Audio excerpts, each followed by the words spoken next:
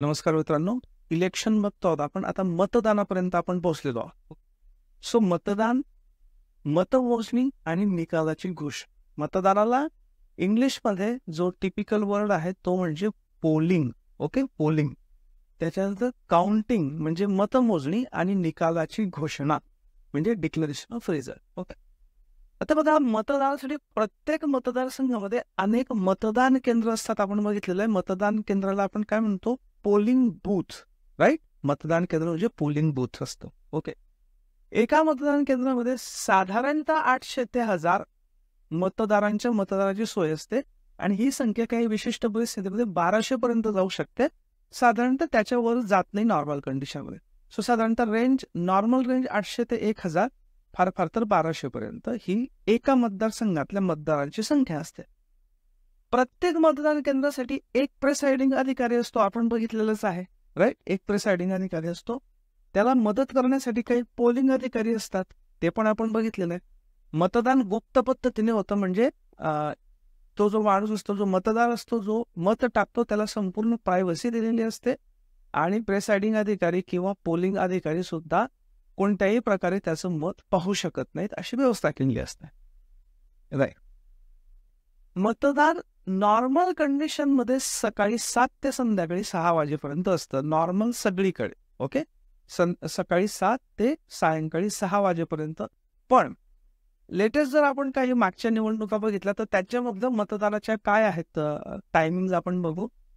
In general म्हणजे normal काय आपण बघितलं, सकाळी 7 म्हणजे 7 AM टू संध्याकाळी 6 म्हणजे 6 PM. मात्र आसाम, अरुणाचल प्रदेश, त्रिपुरा आणि मिझोराम ही साधारणतः नॉर्थ ईस्ट मधली म्हणजे ईशान्य भारतातली राज्य आहेत. इथे 7 वाजेपासून सकाळी 7ला सुरू होतं पण संध्याकाळी 5ला बंद होतं. ओके. कोणतं? आसाम, अरुणाचल प्रदेश, त्रिपुरा आणि मिझोराम. याच्यातलं एखादं राज्य कमी जास्त होऊ शकतं, ते प्रत्येक निवडणुकीच्या वेळी ठरतं, पण सामान्यतः हे असतं. आणि मेघालय आणि मणिपूर आणि नागालँड. ओके. MMN, मेघालय, मणिपूर, नागालँड यांच्यामध्ये सकाळी 7 वाजता सुरू होतं मात्र सायंकाळी 4 वाजता बंद होतं.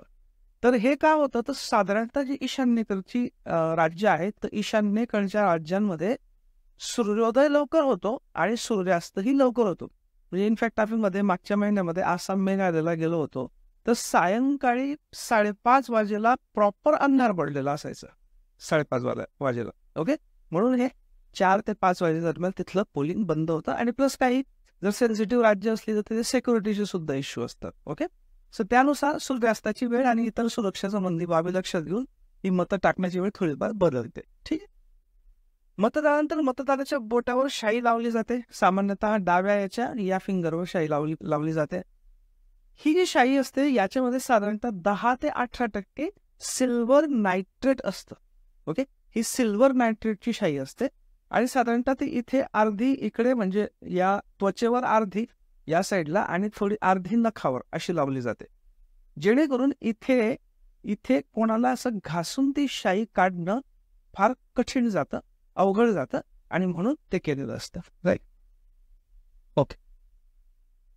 ही जी शाई आहे मतदात्यांच्या वोटावर लावली जाणारी शाई ही फक्त एकच कंपनी तयार करते भारतामध्ये. तिचं नाव आहे इम्पिरियल म्हणजे Mysore paints and varnishes limited.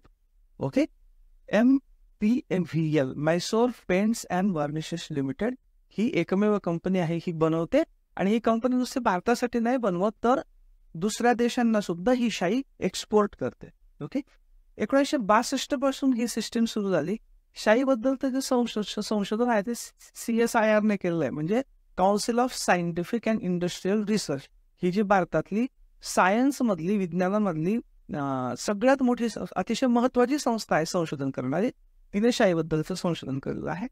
ही प्रकाशाप्रती संवेदनशील असते शाई आणि त्याच्यामुळे ती बोटावर साधारणतः कमीत कमी 2 दिवसांपासून तर काही वेळा 3-4 महिन्यांपर्यंत सुद्धा राहू शकते. कोणत्या व्यक्तीचं बॉडी टेम्परेचर काय आहे आणि ती व्यक्ती कोणत्या राज्यामध्ये कोणत्या प्रकारच्या क्लायमॅटमध्ये, हवामानामध्ये राहते त्याच्यानुसार ती 3-4 महिन्यापर्यंत सुद्धा राहू शकते. उमेदवारांच्या प्रतिनिधींच्या उपस्थितीत मतदानानंतर मतपेट्या सील केल्या जातात. उमेदवारांचे काही प्रतिनिधी असतात, त्या प्रतिनिधींच्या समोर सीलिंग केलं जातं आणि मतमोजणीनंतर संबंधित मतदारसंघाचे रिटर्निंग अधिकारी निकाल जाहीर करतात. ठीक आहे. तर अशा पद्धतीने आपण सुरू केलं होतं नॉमिनेशन. म्हणजे नॉमिनेशन पण नाही, आपण निवडणुका डिक्लेअर झाल्यापासून, म्हणजे ती इलेक्शन कमिशनची जी हे होते प्रेस कॉन्फरन्स होते, पत्रकार परिषद होते, तिथपासून तर डिक्लेरेशन पर्यंतची सगळी प्रोसेस बघितली. आता उमेदवारांच्या खर्चांची तपासणी, निवडणूक खर्च जो असतो, आता निवडणूक खर्च हा 2 प्रकारचा असतो. एक म्हणजे त्या उमेदवाराने केलेला खर्च आणि उमेदवाराच्या पक्षाने केलेला खर्च. आता कसं असतं की समजा एक उमेदवार आहे एका पक्षाचा, तर तो उमेदवार स्वतःचा खर्च तर करतोच. म्हणजे आपल्या मतदारसंघामध्ये पॅम्पलेट छापणे, होर्डिंग्स लावणे, सोशल मीडियावर जे मेसेजेस वगैरे वगैरे, त्याच्या स्वतःच्या सभा, त्याच्या आजूबाजूच्या काही नेत्यांच्या सभा, कार्यकर्त्यांच्या सभा वगैरे वगैरे, हे तर झालंच. त्याच्या व्यतिरिक्त तो ज्या पार्टीकडनं उभा असतो, ती पार्टी सुद्धा पार्टीतर्फे काही गोष्टी करते.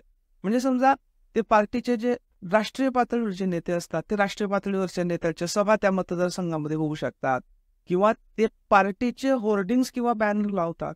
सो पार्टीचा कॉमन खर्च पण असतो आणि उमेदवाराचा स्वतः केलेला पण खर्च असतो. सो 2 प्रकारचे खर्च असतात. एक उमेदवाराचा स्वतःचा खर्च आणि दुसरा त्याच्या पार्टीने केलेला खर्च. आता बघा की उमेदवारांनी केलेल्या निवडणूक खर्चाची तपासणी करण्याचा अधिकार निवडणूक आयोगाकडे आहे. आता निवडणुकीमध्ये मतदारांना प्रभावित करण्यासाठी पैशाचा गैरवापर किंवा उधळपट्टी होऊ नये म्हणून निवडणुकीत करावयाच्या खर्चावर कमाल मर्यादा घालून देण्यात आली आहे. जर काही मर्यादाच घालून दिलेली तर अमाप पैसे खर्च करून गैरमार्गाने निवडून येतील लोक किंवा त्या पद्धतीचे गैरमार्ग वापरले जातील, ते टाळण्यासाठी म्हणून कमाल खर्चावर मर्यादा काढण्यात आलेली आहे. ओके. निवडणुकीचा निकाल जाहीर झाला की उमेदवाराने 30 दिवसांच्या आत आपल्या निवडणूक खर्चाचे अकाउंट म्हणजेच हिशोब आयोगाकडे सादर करणे आवश्यक आहे. काय? निकाल जाहीर झाल्यानंतर, निवडणूक झाल्यानंतर नाही, हे लक्षात ठेवा. निकाल जाहीर झाल्यानंतर 30 दिवसाच्या आत उमेदवाराने आपल्या खर्चाचा हिशोब निवडणूक आयोगाकडे देणं अपेक्षित आहे. ओके.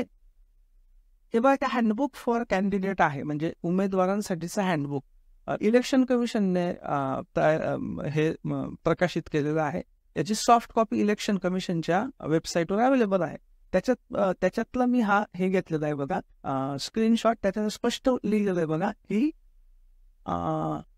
हे बघा, the account should be launched by the candidate within 30 days from the date of election of the return candidate by section 78 of the election act.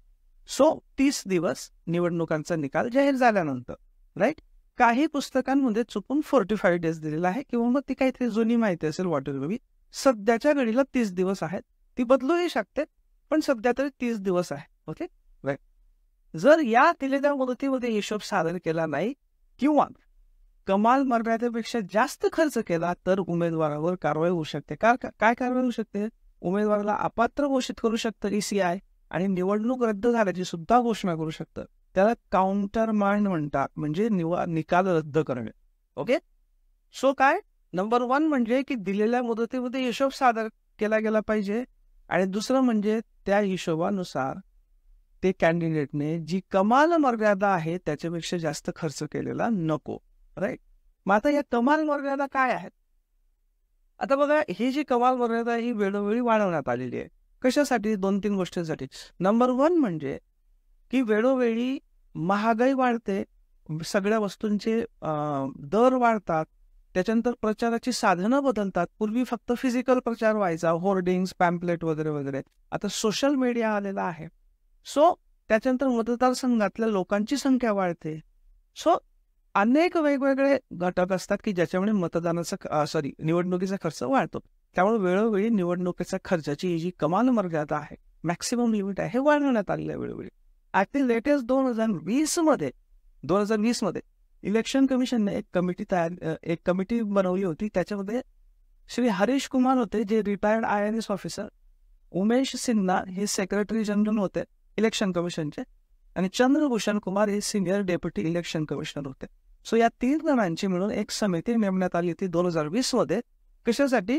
की एकूण सगळ्या गोष्टींचा अभ्यास करून निवडणुकीमध्ये उमेदवारांनी करायच्या खर्चाची कमाल मर्यादा काय असली पाहिजे, आणि मग या समितीच्या याच्यानंतर आणि सगळ्याची चर्चा केल्यानंतर आत्ता 6 जानेवारी 2022 पासून ज्या खर्चाच्या मर्यादा आहेत त्या मी इथे दिलेल्या आहेत.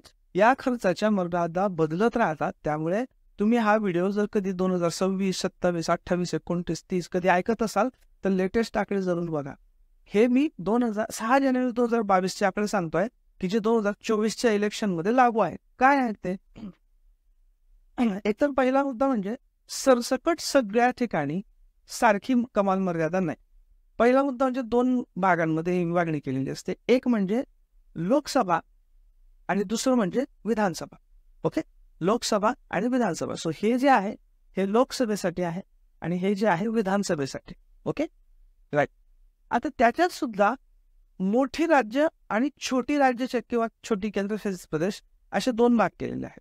कारण मोठ्या राज्यांमध्ये प्रचाराचा आवाका मोठा असतो, मतदारसंघ मोठे असतात, मतदारसंघांची प्रादेशिक भौगोलिक व्याप्ती मोठी असते, त्यानुसार तिथे जास्त खर्चाची मर्यादा देणं अपेक्षित असतं. छोट्या राज्यांमध्ये छोटे मतदारसंघ असतात, प्रादेशिक व्याप्ती कमी असते, त्याच्यामुळे तिथे कमी ही कमाल मर्यादा ठेवण्याची चालते. सो लोकसभेसाठी मोठ्या राज्यांमध्ये 2014ची जी मर्यादा होती ती 70 लाख होती, ती आता 95 लाख केलेली आहे. म्हणजे आता मोठ्या राज्यांमध्ये जिथे महाराष्ट्र, उत्तर प्रदेश, बिहार, कर्नाटक, आंध्र वगैरे वगैरे हे आहेत मेन, यांच्यामध्ये लोकसभेच्या मतदारसंघासाठी कमाल मर्यादा किती आहे? 95 लाख रुपये.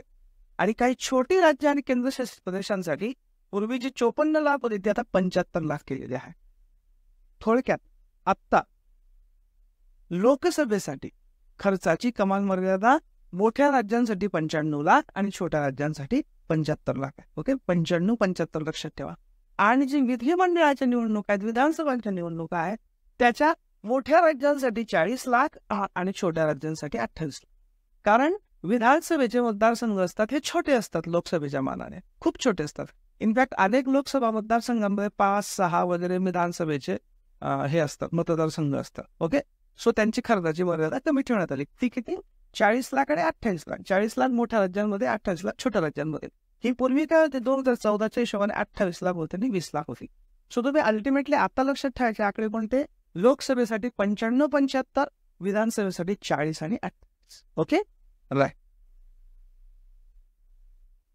आता एक स्टार प्रचार, तुम्ही मध्यंतरी बातम्या ऐकल्या असतील की प्रत्येक राजकीय पक्ष निवडणुका जाहीर झाल्यानंतर स्टार प्रचारक म्हणजे स्टार कॅम्पेनर यांची यादी जाहीर करतं. ते कशासाठी? तर बघा, पहिला म्हणजे स्टार प्रचारक किती असतात? जे राजकीय मान्यताप्राप्त राजकीय पक्ष आहेत ते जास्तीत जास्त 40 स्टार प्रचारकांची यादी तयार करू शकतात इलेक्शन कमिशनला देण्यासाठी. आणि जे अमान्यताप्राप्त राजकीय पक्ष आहेत ते जास्तीत जास्त 20 स्टार प्रचारक.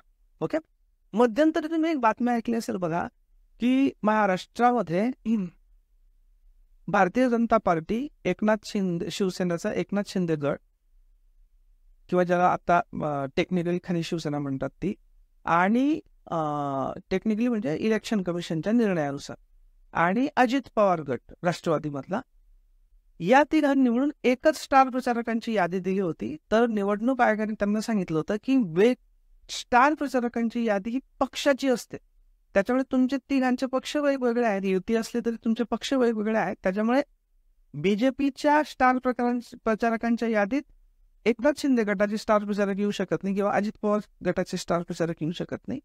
त्याचप्रमाणे त्यांच्या यादीत इकडचे येऊ शकत नाही, म्हणून मग त्यांनी ती प्रत्येक पक्षाची वेगवेगळी केली नंतर. ओके, सो प्रत्येक पक्षानुसार असतं स्टार प्रचारक. ठीक आहे, राईट. पण मग हे स्टार प्रचारक कशासाठी म्हणायचं आपण? त्याला ऍक्च्युली सगळेच प्रचारक असतात, काहींना स्टार का? याचं कारण असं की स्टार प्रचारकांचा प्रचाराशी संबंधित बाबींवर जो खर्च असतो तो वैयक्तिक उमेदवाराच्या खर्चात धरला जात नाही, तर तो पक्षाच्या खर्चात धरला जातो.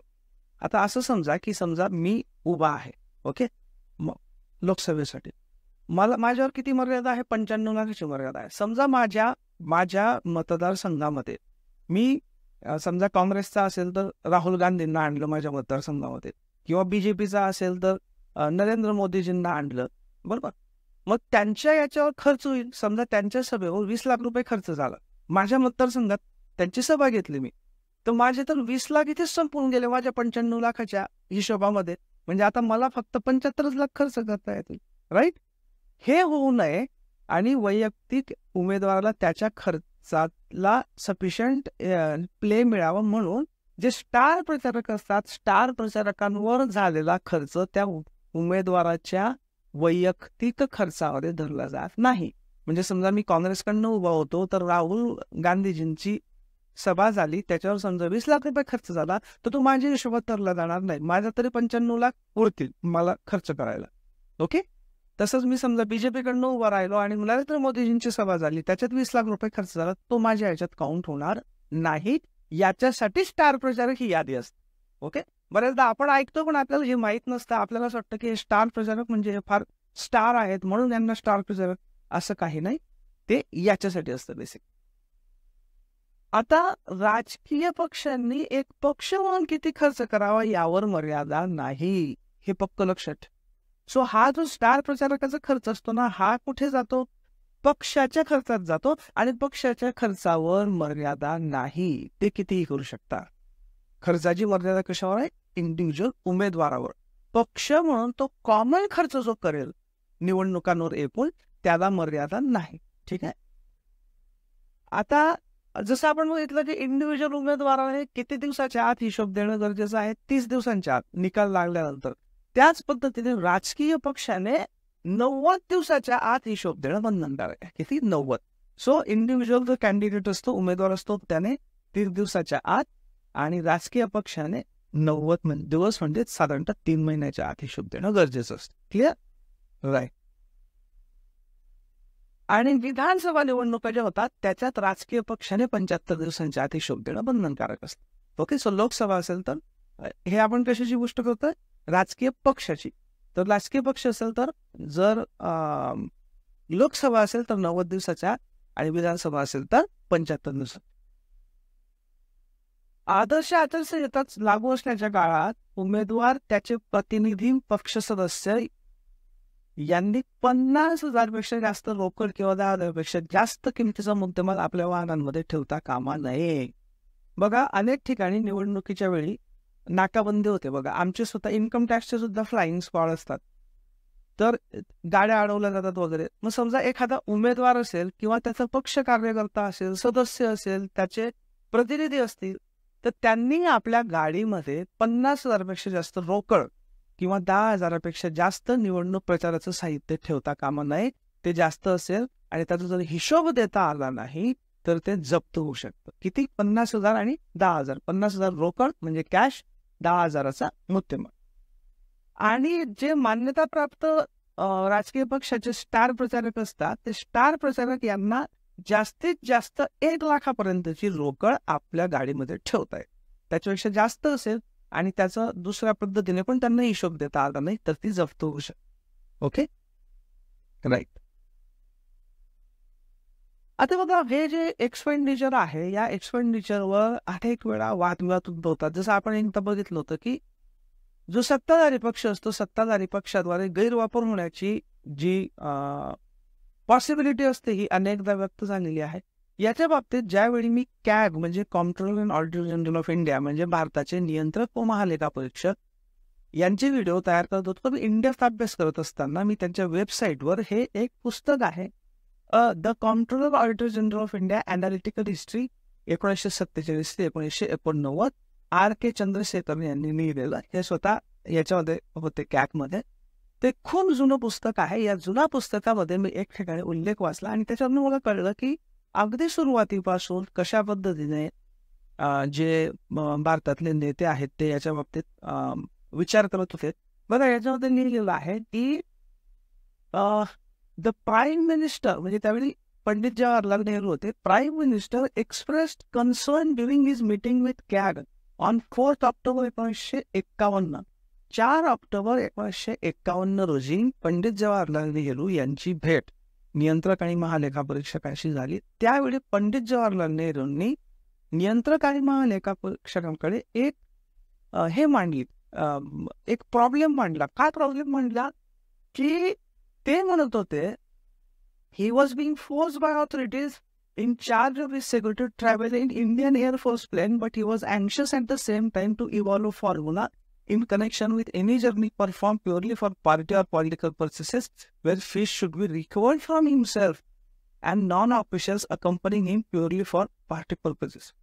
म्हणजे स्वतः पंतप्रधान पंडित जवाहरलाल नेहरू यांनी कॅग जवळ म्हणजे महालेखा परीक्षकांजवळ सांगितलं की बाबा माझे जे सिक्युरिटी इन्चार्ज आहेत ते मला फोर्स करतात की मी इंडियन एअरफोर्सच्या विमानानेच प्रवास केला पाहिजे सिक्युरिटी रिझन्सने, पण काही वेळा मी फक्त काँग्रेस पक्षाच्या प्युअर पार्टीच्या कामासाठी प्रवास करतो, तेव्हा पण मला ते इंडियन एअरफोर्सच्याच याच्याने प्रवास करायला सांगतात. तर मला असं वाटतं की ज्यावेळी मी माझ्या पार्टीच्या कामासाठी, देशाचा पंतप्रधान हा एक रोल असतो आणि पार्टीचा एक प्रमुख हा वेगळा रोल असतो. आता ते पंतप्रधान पण होते, एका पार्टीचे प्रमुख पण होते. मग पंडित जवाहरलाल नेहरूंचं असं म्हणणं होतं की बाबा मी जेव्हा प्युअरली फक्त पार्टीच्या कामासाठी प्रवास करत असतो त्यावेळी माझी इच्छा आहे की मी इंडियन एअरफोर्सच्या प्लेनमधनं जाऊ नये, कारण ते प्लेन सरकारचं आहे. बघा काय म्हणजे किती उच्च विचार होते. ते प्लेन सरकारचं आहे आणि मी जातोय पार्टीच्या कामाला. मी जर सरकारच्या कामासाठी जात असेल तर मला काही प्रॉब्लेम नाही इंडियन एअरफोर्सचं प्लेन वापरायला. ज्यावेळी मी पार्टीचं काम करायला जातो त्यावेळी मला वाटतं की मी साध्या नॉर्मल प्लेनने जावं, पण माझे सिक्युरिटीवाले मला नॉर्मल प्लेनने प्रवास करू देत नाही, ते इंडियन एअरफोर्सच्याच प्लेनने प्रवास करायला सांगतात. तर मला असा फॉर्म्युला काढून द्या की जेणेकरून ज्यावेळी मी प्युअरली पार्टी कामासाठी प्रवास करत असेल तेव्हा माझे बरोबरचे इतर कार्यकर्ते जे सरकारमध्ये त्यांचा काही रोल नाही, ते पार्टीचे कार्यकर्ते आहेत, ते इंडियन एअरफोर्सच्या याच्याने प्रवास करत असेल त्यावेळी त्या प्रवासाचं भाडं माझ्याकडून वैयक्तिक किंवा माझ्या पार्टीकडून वसूल करण्यात यावं, याच्या बाबतीत तुम्ही काहीतरी फॉर्म्युला तयार करू. हे कोण म्हणतंय? हे एक देशाचे पंतप्रधान त्यावेळचे की ज्यावेळी त्यांना कुठलाही म्हणजे ते पूर्णतः त्यांची ज्याला आपण म्हणतो अगदी पूर्ण लोकप्रियता होती, ज्यांनी देशाच्या स्वातंत्र्यामध्ये मोठं योगदान निभावलेलं होतं, पहिले देशाचे पंतप्रधान होते, ते पंतप्रधान इतकी काळजी घेत होते या गोष्टींची. ओके, मग याच्यानंतर हा विषय सुरू झाला आणि याच्यात मग आता डिटेल फॉर्म्युले आले हळूहळू की बाबा अशा केसमध्ये कसं केलं पाहिजे वगैरे वगैरे. आता डिटेल त्याच्या बाबतीत इन्स्ट्रक्शन्स आहेत की पंतप्रधान ज्यावेळी पार्टीच्या कामासाठी हे करतात म्हणजे ही सुरुवात कुठून झाली त्यावेळी झाली. सो इलेक्शन खर्चाच्या संदर्भाने हा विषय निघाला म्हणून हे खास तुम्हाला दाखवण्यासाठी मी हा स्क्रीनशॉट बघा. ओके, आता इलेक्ट्रॉनिक वोटिंग मशीन ज्याला आपण म्हणतो EVM हा सगळ्यात चर्चेचा आजकाल विषय आहे. कशासाठी आहे? कारण सुप्रीम कोर्टामध्ये सध्या एक याचिकेवरची सुनावणी चालू आहे आणि कदाचित या 2-3 दिवसामध्ये त्याचा निर्णय पण येईल की ती एकतर जनरल जे आहे ते वेगवेगळे याच्यावर वादविवाद होत राहतात. काही जण म्हणतात की EVM हॅक केले जाऊ शकतात, त्याच्यातलं मतदान बदलता येऊ शकतं. इलेक्शन कमिशन म्हणतं की ते शक्य नाही, मग ते त्याचे डेमोज वगैरे पण अरेंज केले वगैरे वगैरे. त्या वादामध्ये आपल्याला जायचं नाही. सध्या एक जी याचिका म्हणजे सुप्रीम कोर्टासमोर जो चालू आहे तो हे आहे की व्हीव्हीपॅट आपण पुढे बघणारच आहोत की त्याचं 100% चेकिंग व्हावं, ते आपण पुढे बघू. पण या संदर्भाने सध्या EVM हा शब्द चर्चेत आहे. EVMचा लॉंग फॉर्म आहे इलेक्ट्रॉनिक वोटिंग मशीन. पूर्वी मतपत्रिका आणि मतपेट्या यांचा वापर केला जायचा. ते हे असायचं, त्याच्यावर आपण हे करायचं आणि ते घडी करून मतपेट्या टाकायचं आणि मग ते फिजिकली मोजले जायचे. त्याच्यावेळी निकाल वगैरे डिक्लेअर व्हायला बऱ्यापैकी 6-7 दिवस वगैरे लागले. 1977 मध्ये 1977 मध्ये EVMच्या वापराचा प्रस्ताव पहिल्यांदा मांडला गेला. म्हणजे ज्या साली माझा जन्म झाला त्याच साली EVMच्या जन्माची पण कहाणी सुरू झाली. प्रस्ताव मांडला गेला. इलेक्ट्रॉनिक्स कॉर्पोरेशन ऑफ इंडिया म्हणजे ECIL, electronic corporation of India, या कंपनीला EVMच्या विकासाचं काम सोपवण्यात आलं. 1979 मध्ये याच्यावरून मला आठवलं बघा, त्या काळामध्ये ज्यावेळी भारताकडे काहीच नव्हतं, तंत्रज्ञान नव्हतं, शीतयुद्ध चालू होतं, अमेरिका आणि रशियाच्या याच्यामध्ये आपण पण बरडले जायचो, अमेरिका आपल्याला तंत्रज्ञान द्यायचं नाही. अशा वेळी त्या काळात ज्या मोठमोठ्या संस्था उभारल्या गेल्या, म्हणजे स्टीलचे प्लांट्स असतील, नंतर जे व्हॅक्सिनेशनशी रिलेटेड हे असतील, इलेक्ट्रॉनिक्सशी रिलेटेड वेगवेगळे सार्वजनिक उपक्रम असतील, यांनी भारताचं फाउंडेशन हे केलं, एक पाया रचला. So he electronics corporation of India यांच्याकडे हे काम देण्यात आलं होतं की हे तुम्ही काहीतरी डेव्हलप करा. 1979 मध्ये पहिलं नमुना मॉडेल विकसित केलं गेलं ईव्हीएमचं. ओके, 1979 मध्ये, किती जुनी गोष्ट बघा. 6 ऑगस्ट 1980 वेगवेगळ्या राजकीय पक्षांसमोर ईव्हीएमचं तंत्रज्ञान मांडण्यात आलं. कधी? 80 मध्ये. ओके, लक्षात घ्या, 80 मध्ये, म्हणजे आजपासून किती वर्ष आधी?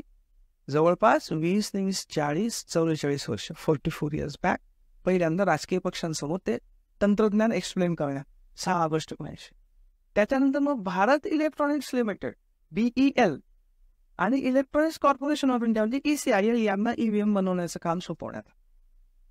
1982 मध्ये 1982, ओके, म्हणजे ज्यावेळी मी 5 वर्षाचा होतो, तुमच्यातल्या अनेक जणांचा जन्मच झालेला असेल, त्यावेळी केरळमधल्या पेरावूर विधानसभेच्या पोटनिवडणुकीमध्ये 123 मतदान केंद्रांपैकी 50 मतदान केंद्रावर ईव्हीएमचा उपयोग करण्यात आला.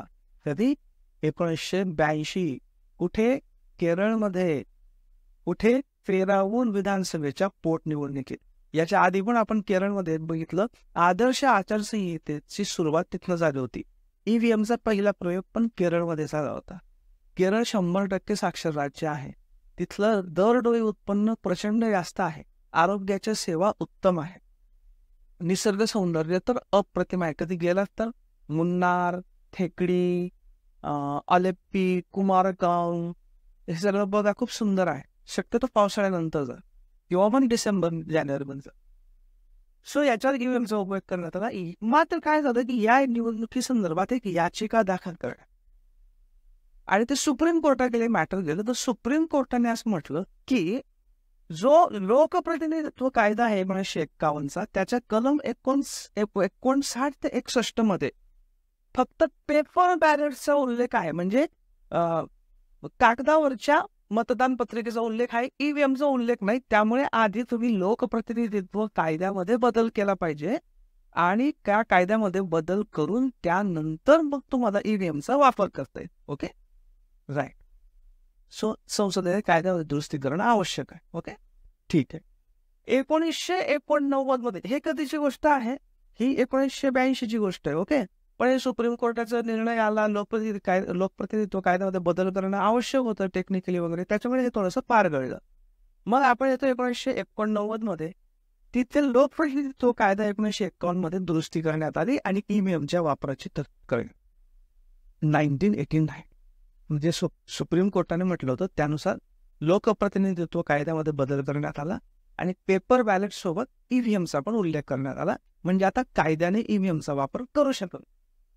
पण नंतरच्या काळात पुन्हा सगळं बाळगळलं. पुन्हा सरळ आपण जवळपास 9-10 वर्षांनी पुढे जातो. 1998 ज्यावेळी माझं ग्रॅज्युएशन आटोपलं, BE आटोपलं, राजस्थान, मध्य प्रदेश आणि दिल्ली विधानसभेच्या निवडणुकांमध्ये 25 मतदारसंघांमध्ये प्रायोगिक तत्वावर ईव्हीएमचा वापर करण्यात आला. हे जे मी सांगतो ना, मी जन्माला आलो तेव्हा, मी 5 वर्षाचा होतो तेव्हा, माझं ग्रॅज्युएशन झालं तेव्हा, हे मी का सांगतोय?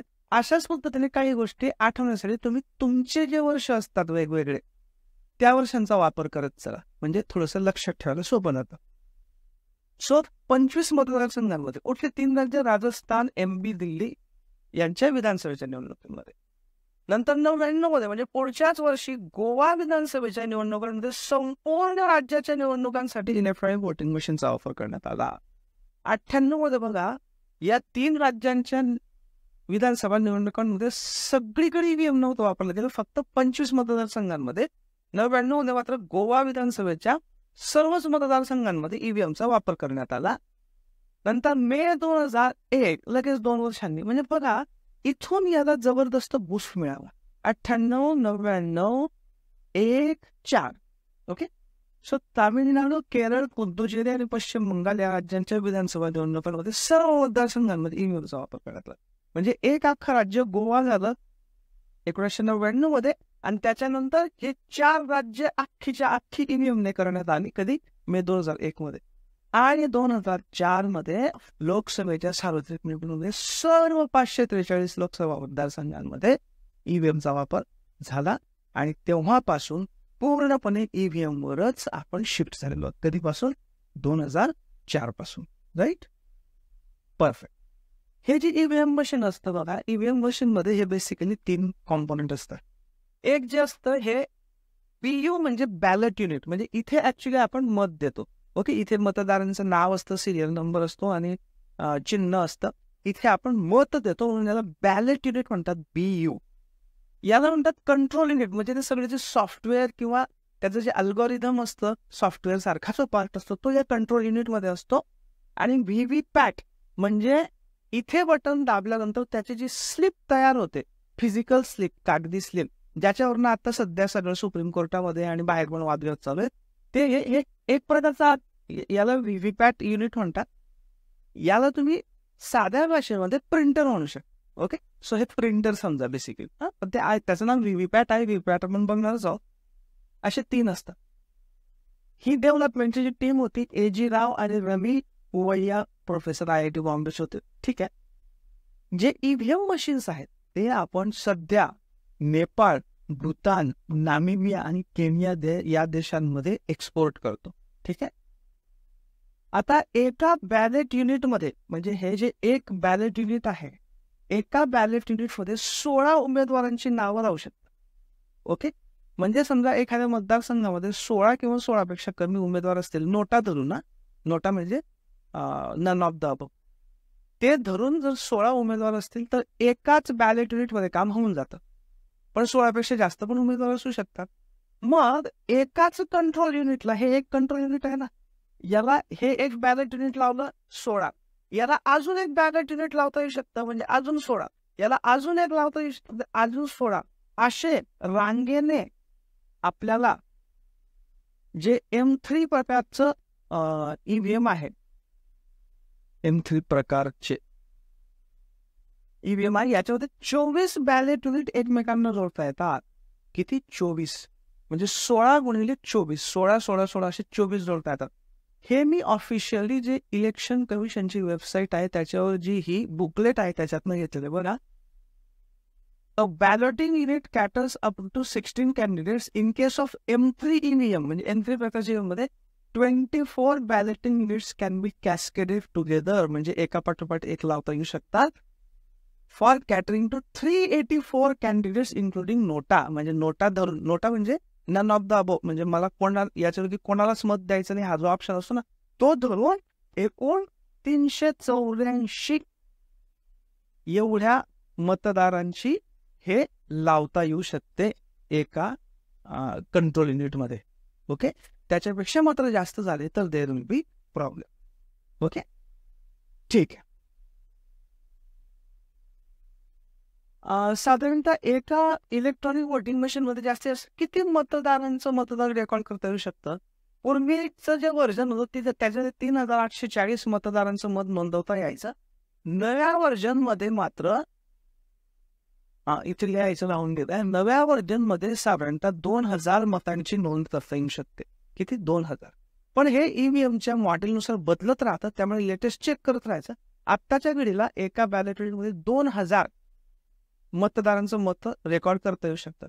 आपण ऑलरेडी बघितलेलं बघा, एका मतदार केंद्रामध्ये साधारणतः 800 पासून ते 1200 असतात, म्हणजे 2000, म्हणजे एक मतदान केंद्रामध्ये एका बॅलेट युनिटमध्ये काम होऊन जातं बेसिकली. राईट? ओके. हे 6 व्होल्ट अल्कलाईन बॅटरीवर चालतं. काही फार महत्वाचं नाही, पण लक्षात ठेवा. Okay, so this is about the electronic voting machine. या व्हिडिओमध्ये आपण इथे थांबू. पुढच्या व्हिडिओमध्ये आपण व्हीव्हीपॅट, ज्याच्यावर सगळा वादविवाद सध्या चालू आहे, किंवा वादविवाद म्हणण्यापेक्षा एक सुप्रीम कोर्टामध्ये हिअरिंग चालू आहे, आणि त्याच्यावर मध्यंतरी आता बातमी पण एक आली होती की केरळमध्ये असं झालं तसं झालं वगैरे. तर तो जो व्हीव्हीपॅट म्हणजे काय, त्याचं महत्व काय, आणि त्याच्या पुढच्या गोष्टी आहेत त्या आपण पुढच्या व्हिडिओमध्ये. राईट? Thank you very much.